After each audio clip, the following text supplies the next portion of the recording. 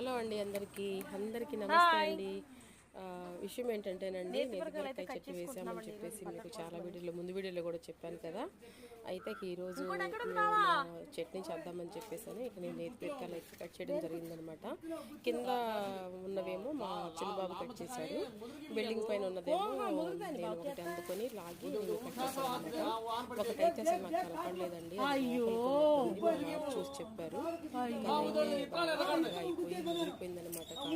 చాలా బాధ అనిపించింది. కనపడలేదు బాగా, చూడు ఎంత పెద్దగా ఉంది. అసలు ఇది కనపడలేదండి, సరిగ్గా తీరా అసలు ఇది కనపడలేదండి. అసలు చేసేది ఏం లేదు కదా, కట్ చేసిన దేనికి పనికిరాదు కానీ ఇక విత్తనాలకు అని చెప్పేసి అమ్మ ముదరలేదమ్మా.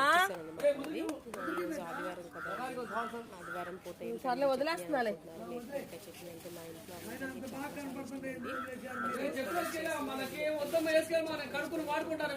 సరే ఓకే అండి.